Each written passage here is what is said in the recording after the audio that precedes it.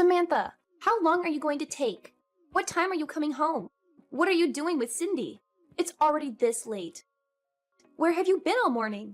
You didn't even come home to make lunch. I've been at the hospital to have a checkup. I reminded you when I left this morning, didn't I? And I think I told you that I would have this checkup a week ago when I made the appointment. I mentioned that I wouldn't be able to prepare lunch for you. I'm thinking of going to my parents' house to let them see Cindy. I'll spend a few hours there, and hopefully Cindy will be able to have a nap before I come home. Cindy was only born last week. You can't parade her about outside all day. You've got to bring her home right now. It's already this late. I can't believe you could be so irresponsible. Don't you care about Cindy at all? She could get sick this late. It's still 1:30, and there's no need to be so overprotective. I've taken precautions for the sunlight, and we're only going to see my parents. It's not like I'm taking her to meet everyone I know or pushing her pram through a crowd of sick people. I'm following the doctor's advice and making sure she could do anything that I didn't think we both could manage. But you can't keep her away from me this long. She's already been away from me for 3 hours. Cindy needs me. You can't do this to her. Give her back to me. What are you talking about? She's not a thing, and she's not yours. I've decided that I'll raise Cindy myself. I can't trust you with her. I've watched how you've been with her for the past week, and it's obvious that you're no good as a mother. You don't know how to take care of her. If you raise her, she'll end up unhappy. Or worse, she'll be unhappy and she'll be rebellious. It's people like you that end up raising criminals. I can't just stand by and watch you ruin her life. The best thing for Cindy is if you give her up. I'll raise her as my own daughter. She's mine, so give her back. Cindy is my first child, so of course I don't expect to be able to do things perfectly all by myself. That's why I've been listening to all the advice you've been giving me this week, and I'm really happy that you're helping. But no matter what I do, you keep on complaining that I'm doing things wrong of me. I'm doing my best to help you. How can you be so ungrateful? I bet you think that I'm in the way, don't you? You're the one that's living in my house. I'm letting you stay here. I'm providing the roof over your head, and I don't even ask for rent. I've done so much for you. And this is how you repay me? This is why I never approved of Alex marrying a woman like you. You're the one that asked that we moved in with you. Alex and I were living together in our own house after we got married, and we planned to stay there. But you wanted us all to live together.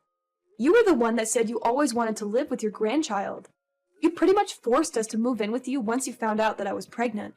And I had to go through all the trouble of moving houses when I was already really big. Why do you have to put it like that? I never forced anything. Just ask Alex. He was delighted to move back in with us. I've done so much for you. It wouldn't hurt for you to show a little more appreciation, too. Can't you at least say thank you? I think I deserve a lot more. But I shouldn't expect anything from you. Appreciation? I had a lot more of that when I first met you. But ever since I married your son, and you started to show your true colors, it's become a lot more difficult. Especially after we moved in together. And you wouldn't stop making hurtful comments about the way I did chores and the way I prepared dinner. The stress and fatigue just piled up, and I couldn't please you no matter what I did. I didn't know you could get any ruder. When have I ever made hurtful comments about anything you've ever done? If I've made comments, it's just because I'm giving you advice as your senior in life. If you think I've been hurtful, it's because you're trying to make me out as the bad person in this story. I'm an adult too. I understand the difference between advice and sarcastic, backhanded comments. And it's not just those comments. You don't like the food I make, even though I've done my best to follow your recipes. And if you really don't like my cooking, then you can always make your own. But you insist on having me prepare your serving too. And sometimes you throw it all away right in front of me. It's not just insulting, it's wasteful. Did you really think that I could just brush that off as advice? I don't understand how you could do something so mean, just for the sake of showing me you don't like my cooking. I threw it away because it didn't taste good. What's the problem? Did you really think that it was good enough to serve to Alex and my husband?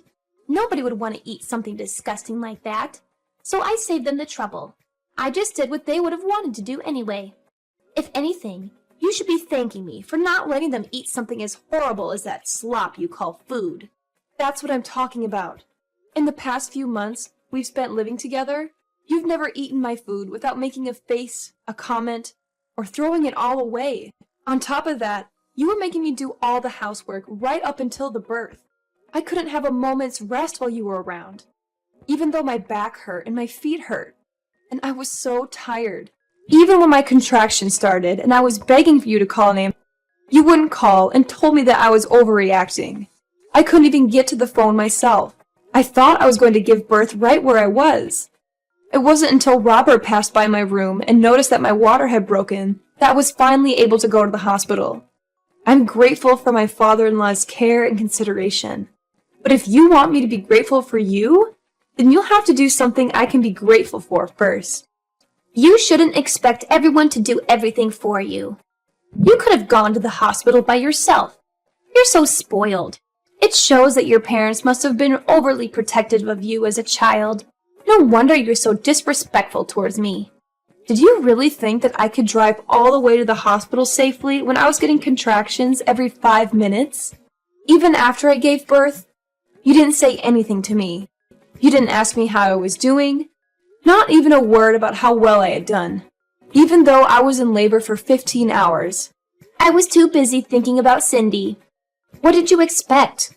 My first and only priority was the baby. So what if you gave birth? It's nothing special. I gave birth too, and you don't see me begging everyone for praise and compliments. I didn't expect you to compliment me, but I think anybody would be happy to hear something from their family, and anything would have done. And I'd like to remind you that I was only discharged from the hospital a week ago. I've been waking up over and over in the middle of the night to feed Cindy. I haven't had any sleep at all this past week. I'm still trying to get used to a lot of new things, a lot of new emotions, and a new sleep routine. And I'm literally all over the place. But you're still making me do all the housework. I thought you said that it would be better for us all to live together because you'd be able to help out with the baby. But you haven't been doing anything. Even though Alex and his dad say that I don't have to do anything, to rest when I can, and not to push myself too hard, I have to do everything while they're at work because you won't do anything. Oh, you really are spoiled. You are the one that married my son, not the other way around. What's the point in having you here if you're not going to seriously think that you can spend your days just laying around doing nothing? You're being childish if you think that's how things work, just because you've moved in with us. I'm here to be with Cindy, not with you.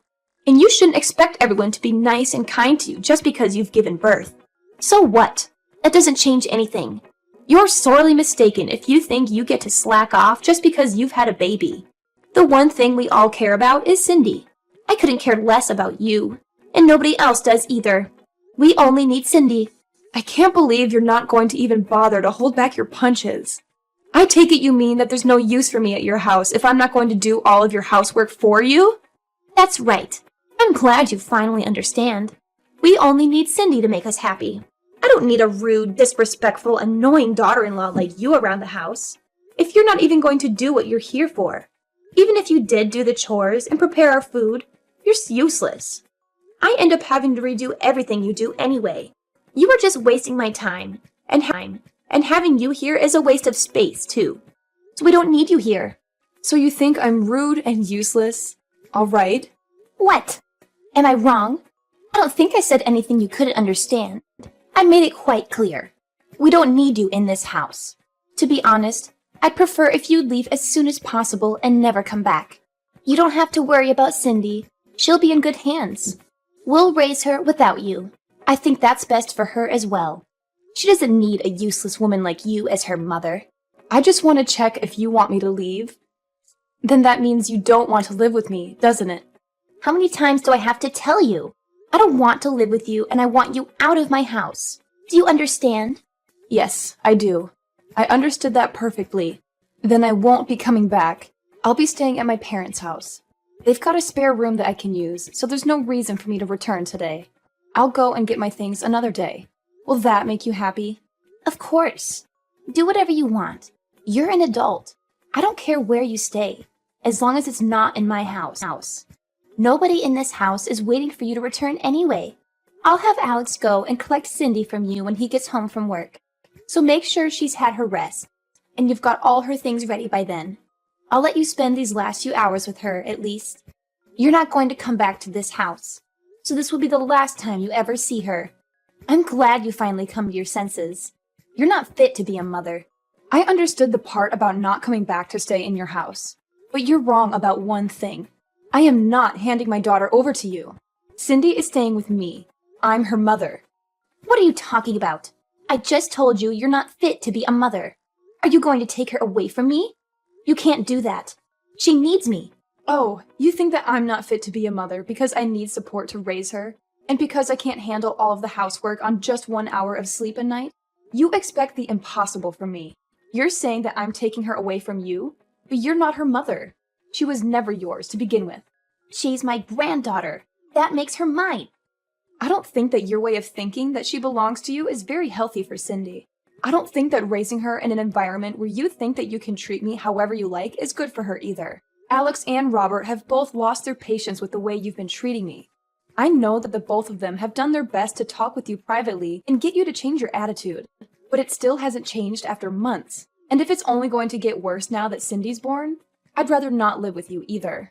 Your own son and husband have given up on getting you to change your ways, so there's no way I can keep hoping. Robert as well? You're lying. I remember him mentioning something about you, but I forgot what he said. It didn't seem very important. But I know they all hate you. Nobody wants you to stay in our house, and we're all happy that you finally have given birth so we can get rid of you and keep Cindy. Who's they? Do you mean Alex and Robert? Because I know Alex loves me, and Robert is a wonderful father-in-law to me. And even if they did actually hate me, I think they'd be more mature about it. You've been far from mature these past few months. You've been passive-aggressive and childish at best. All you've done is bully me and make me feel bad about myself. I've had enough. We've all had enough of your behavior.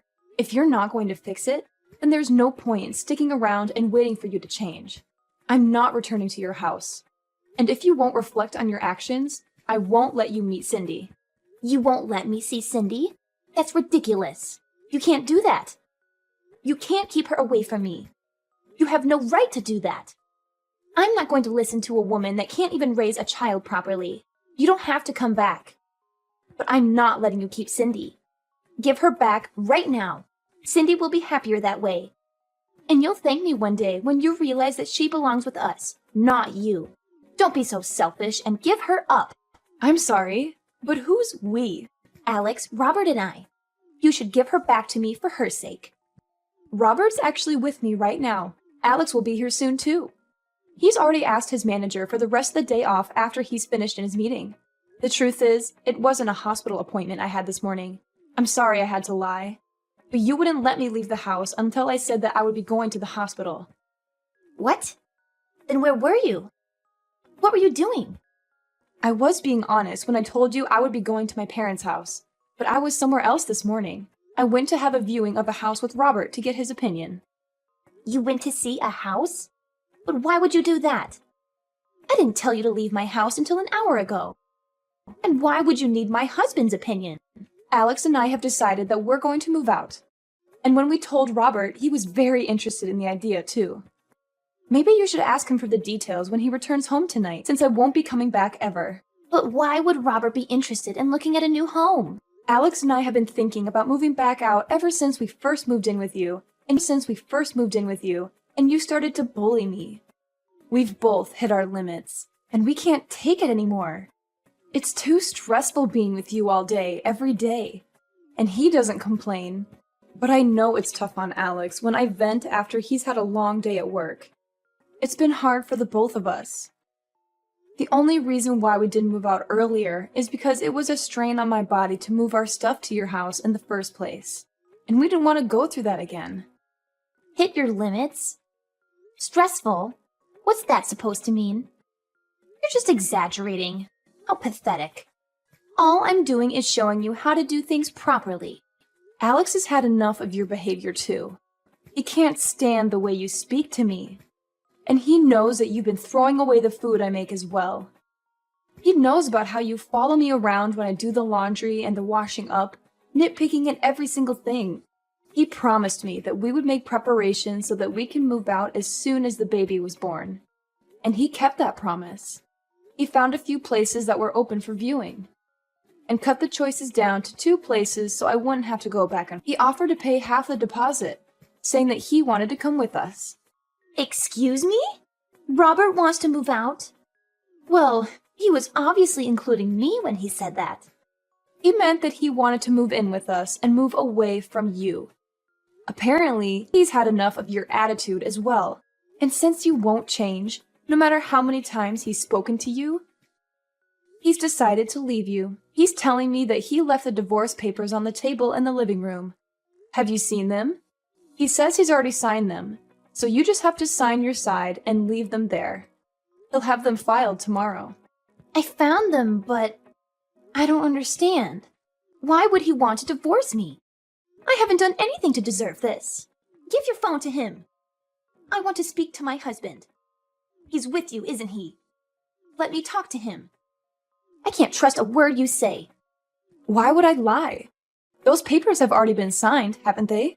I wouldn't fake his signature just to trick you. Robert says that he'll talk to you when he gets home, but that he's already made his feelings clear in past conversations. You just haven't been listening to him properly. Anyway, we're busy getting our new home ready. Could you wait until later? I don't understand why Robert and Alex have to move away too. I only said that you don't need to come home. What about me? What am I supposed to do? You can't leave me here by myself. Robert says that he'll give you that house in the divorce. He has no need for it if he's moving in with us. And he doesn't want you causing us trouble just because you can't find a new home for yourself. You're lucky he's being so generous. Alex and I have no intention of living with you ever again. And of course, we're not going to give you our daughter. Robert's decided he wants a divorce and that he doesn't want to live with you anymore. I think that explains everything you want to know. What about me? I'm going to live here all by myself? You're not making any sense. Why can't I come with you? Weren't you listening to what I said? We've told you over and over that the way you've been treating me is unacceptable. We wouldn't have had to do this if you had fixed up your attitude, if you listened to your own husband's warnings, and your son asking you to stop treating me so horribly. We would have never decided to move out. We would still be living with you, and you would still be able to spend time with your loved ones. But unfortunately, you haven't shown any signs of changing or even feeling bad about what you've done. You deny all responsibility, and we've had enough. Because of your selfishness, you'll have to spend the rest of your life all alone. What about Alex? What does he think? He can't be serious about leaving his own mother all alone. I raised him. He's better than that. He would never abandon me like this. You've tricked him into thinking that I'm the bad person, and convinced him and my husband to follow you. Have you forgotten that Alex was the one that always was intervening and defending me from you when we first moved in? He was doing his best to keep himself between you and I when he could, and making sure that I wasn't stuck with you alone when he was at home. But then he had to start a new project at work, and was coming home tired more often, and didn't even have the strength to argue back to the things you were saying to me. The stress of work and your treatment of me was accumulating for him, too. That's when he promised that he would find us a new place to live. We realized that the best way to deal with the situation was just put up space between us and you, for the sake of our physical and our mental health. You're lying. Alex would never want to leave me. And Robert can't be serious about getting a divorce at this age. I'll never be able to get remarried. I'll be alone. Can't he rethink the divorce? I'll do anything. He's not honestly thinking we should get divorced, is he? You'll have to talk to Robert directly about that. Though he says that there's nothing more to say. And we've already chosen a new home that has enough room for the 3 of us and Cindy. Robert is welcome to live with us, but there's no room here for you. Moreover, Robert's actually put a lot of money into this house for us. He's been very considerate since Alex and I had to pay a lot for the hospital bills last week. We don't plan on telling you where our new address is either. But I'll never be able to see Cindy ever again. Are you honestly going to separate us? I'm not going to let you see her. You'll have to show that you can change first.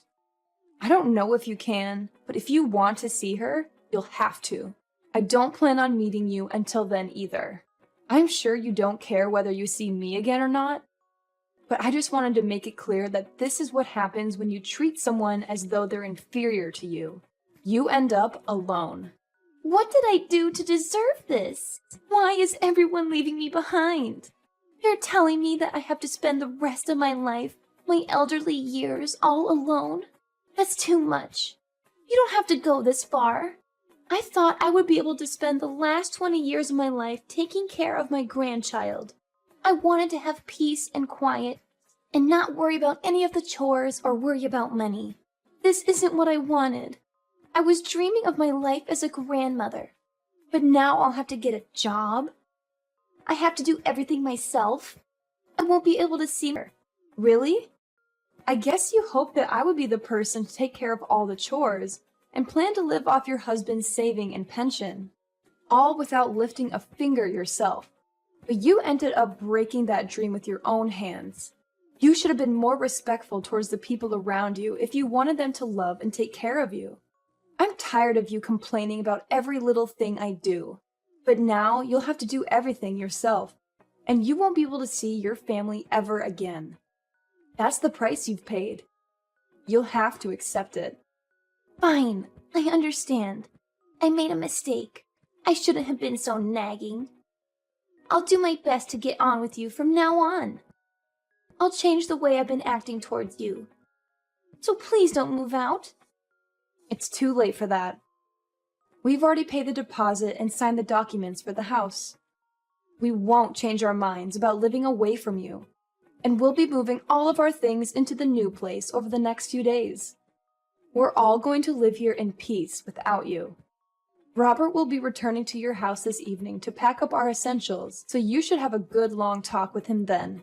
He'll be staying there until all of our things have been moved, but he's quite adamant about having the divorce, so I suggest you forget about talking him out of it, and talk about how you can make an effort to change your behavior. That way, you might have a chance to meet Cindy in the future. Samantha, I'm sorry. Let's all live together. I don't want to be alone. I think we might have gotten off to a bad start. But I'll change. I'll do whatever it takes.